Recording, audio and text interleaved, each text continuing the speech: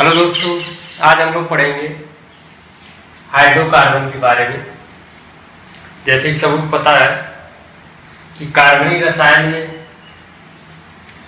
या कोई भी हो, कार्बनिक रसायन हो, अकार्बनिक रसायन हो, भौतिकी रसायन हो, तो कुछ बेसिक जो होते हैं कंसेप्ट जानना जरूरी होता है। जैसे अगर हम पहला जो हम टॉपिक कार्बनिक रसायन जो हमारा कक्षा 12 का होगा उसमें पढ़ाएंगे हेलोलिकेन और हेलोएरीन। तो उसमें पढ़ने से पहले हमको क्या जानना जरूरी है, हाइड्रोकार्बन के बारे में कुछ जानना जरूरी है कि हाइड्रोकार्बन क्या होता है, अनसैचुरेटेड सैचुरेटेड हाइड्रोकार्बन क्या होता है, फिर से एरोमेटिक, एसाइक्लिक, नॉन साइक्लिक क्या होता है, होमोसाइक्लिक, हेट्रोसाइक्लिक क्या होता है। ये सब मतलब हाइड्रोकार्बन में जानकारी कुछ न कुछ होना चाहिए, तब हमें क्या होगा हेलोलिकेन हेलोएरीन पढ़ने में आसानी हो जाता है। तो हम आज पढ़ेंगे हाइड्रोकार्बन। हाइड्रोकार्बन क्या होता है कि वे कार्बनिक यौगिक जो हाइड्रोजन और कार्बन से मिलके बने होते हैं उन्हें हम क्या बोलते हैं, हाइड्रोकार्बन। क्या कहते हैं, हाइड्रोकार्बन। हाइड्रोकार्बन को दो भागों में क्या किया था, डिवाइड किया गया। पहला ओपन चेन या एसाइक्लिक या बोलते हैं हम लोग क्या, खुली श्रृंखला या अचक्रीय हाइड्रोकार्बन, और दूसरा जो होता है हमारा क्लोज चेन या क्या बोलते हैं इसे हम लोग, बंद श्रृंखला। ठीक, अब हम लोग सबसे पहले देख लेते हैं कि ओपन चेन या खुली श्रृंखला या एसाइक्लिक या अचक्रीय क्या होता है। तो ओपन चेन वे हाइड्रोकार्बन जो कार्बन हाइड्रोजन से एक खुली श्रृंखला में जुड़े होते हैं। जैसे आप हम देख रहे हैं, इसमें क्या देख रहे हैं, कार्बन कार्बन क्या है, खुली श्रृंखला, कहीं आपस में सभी जुड़े नहीं है, मतलब क्या एक स्ट्रेट लाइन खुली श्रृंखला में है। ठीक, तो ऐसे हाइड्रोकार्बन को हम लोग क्या बोलते हैं, खुली श्रृंखला, मतलब क्या हो, रिंग की तरफ ऐसे ना जुड़ा हो। ठीक, तो उसे हम लोग क्या बोलते हैं, उस हाइड्रोकार्बन को हम लोग ओपन चेन या एसाइक्लिक हाइड्रो कंपाउंड या हाइड्रोकार्बन बोलते हैं। तो हाइड्रोकार्बन यौगिक या कंपाउंड जो होता है वो दो तरह से हमने देखा है। कैसे, एक खुली श्रृंखला और एक बंद श्रृंखला। तो खुली श्रृंखला जो होती है इसी को हम लोग क्या क्या बोलते हैं, खुली श्रृंखला को एसाइक्लिक मतलब अचक्रीय बोलते हैं। मतलब एक क्या होगा, सर्किल में नहीं होगा। ठीक, एलिफैटिक कंपाउंड या एलिफैटिक यौगिक भी कहते हैं। अब आते हैं यहाँ पे कि एलिफैटिक जो यौगिक होता है वो कितने प्रकार के होते हैं, दो प्रकार के होते हैं। किसके आधार पे, कार्बन कार्बन के बीच में बंध के आधार पे कि उनके बीच में किस प्रकार के बंध है, एकल बंध है, द्विबंध है या ट्रिपल बंध है। इसके आधार पे हम क्या करते हैं, एलिफैटिक यौगिक को हम लोग क्या करते हैं, दो भाग में डिवाइड कर देते हैं। पहला जो होता है हमारा सैचुरेटेड हाइड्रोकार्बन या संतृप्त हाइड्रोकार्बन, और दूसरा होता है अनसैचुरेटेड हाइड्रोकार्बन या असंतृप्त हाइड्रोकार्बन। अब जानते हैं हम लोग किसमें, सैचुरेटेड हाइड्रोकार्बन या संतृप्त हाइड्रोकार्बन के बारे में। तो इसका जो एक जो उदाहरण होता है वो हमारा होता है एल्कीन, क्योंकि संतृप्त हाइड्रोकार्बन वह हाइड्रोकार्बन होता है जिसमें कार्बन कार्बन क्या होते हैं, सिंगल बंध द्वारा जुड़े होते हैं। किसके, एकल बंध के द्वारा जुड़े होते हैं कार्बन कार्बन। तो ऐसे एलिफैटिक हाइड्रोकार्बन को हम लोग क्या बोलते हैं, संतृप्त हाइड्रोकार्बन या सैचुरेटेड हाइड्रोकार्बन कहते हैं। जैसे एल्केन, एल्केन में कोई भी ले लीजिए, जैसे दो कार्बन का अगर एल्केन हमने ले लिया है, दो कार्बन के एल्केन को हम लोग क्या बोलते हैं, इथेन बोलते हैं। तो यह क्या है, कार्बन कार्बन बीच में कितने बंध हैं, एक बंध है। तो एक बंध होने के कारण क्या कहलाता है, सैचुरेटेड हाइड्रोकार्बन या संतृप्त हाइड्रोकार्बन कहते हैं। अब हम लोग आते हैं क्या, अनसैचुरेटेड हाइड्रोकार्बन या असंतृप्त हाइड्रोकार्बन। तो असंतृप्त हाइड्रोकार्बन क्या होता है, वे एलिफैटिक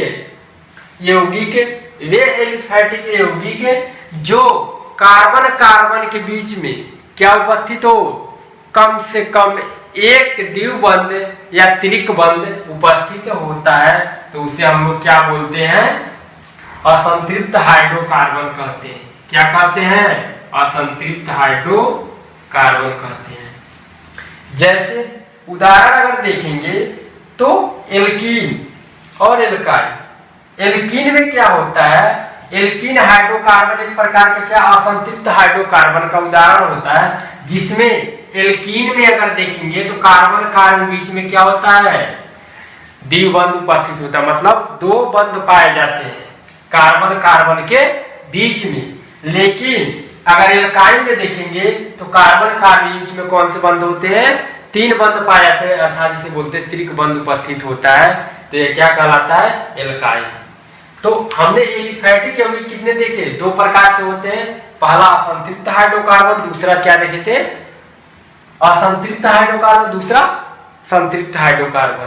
ठीक, संतृप्त हाइड्रोकार्बन का उदाहरण जो होता है हमारा एल्केन होता है, और असंतृप्त हाइड्रोकार्बन में क्या होता है? एल्कीन और एल्काइन होता है। ठीक, अब हम लोग देख लिए क्या हमारा एक ओपन चेन या खुली श्रृंखला हमने पूरा देख लिया, या इसी को हम लोग क्या बोलते हैं? एसाइक्लिक या अचक्रीय बोलते हैं। ये हमने पूरा समझ लिया क्या होता है, इसके कौन कौन से उदाहरण होते हैं। अब हम लोग आ जाते हैं किसके? क्लोज चेन या बंद श्रृंखला। तो क्लोज चेन बंद श्रृंखला से ही समझ में आ रहा है, क्लोज मतलब क्या? एक सर्किल में होगा। जैसे उदाहरण में अगर देखेंगे तो ये क्या बना? सर्किल बना, अर्थात यहाँ पे क्या होगा? इस तीन जगह पे 1 2 3 कार्बन लगे होंगे, बाकी जो धातु के खाने वो क्या लगा होगा? हाइड्रोजन लगा होगा। तो ये क्या है हमारा? एक प्रकार का बंद श्रृंखला का उदाहरण होता है। ठीक, यहाँ दूसरा देखिए, यहाँ पे भी क्या है?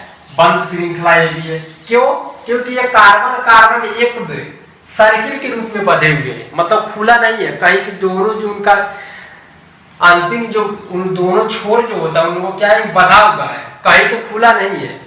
ठीक, एक रिंग में सर्किल में, तो इसे हम लोग क्या बोलते हैं? बंद श्रृंखला बोलते हैं। ऐसे यहाँ पे देख लीजिए, 3 कार्बन का देखिए हमने, ठीक, 4 कार्बन का देखिए, और एक 5 कार्बन का हो गया, 1 2 3 4 5, फिर यहाँ पे 6 कार्बन का। ठीक, तो ये क्या है? बंद श्रृंखला है।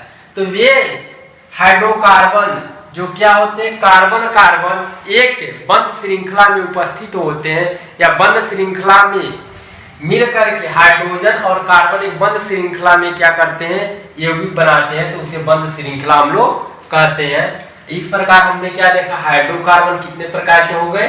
2 प्रकार के पहले हमने देख भागों में बांटे थे, कौन कौन से? खुली श्रृंखला और बंद श्रृंखला।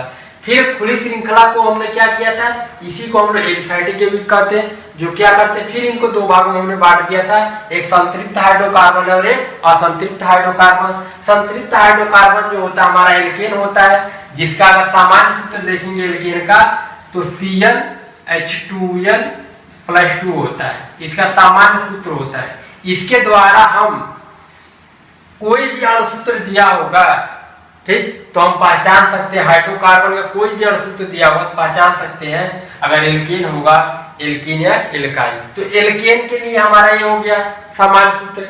यहीं पे अगर एल्काइन का देखेंगे या एल्कीन का, तो एल्कीन में क्या करते हैं? यहाँ से 2 हटा देते हैं, ये हो गया एल्कीन का सामान्य सूत्र। एल्काइन में क्या होते हैं? -2 कर देते हैं। ठीक, कैसे पता करेंगे? इसके लिए सबसे पहले यहाँ पे हम बताते हैं,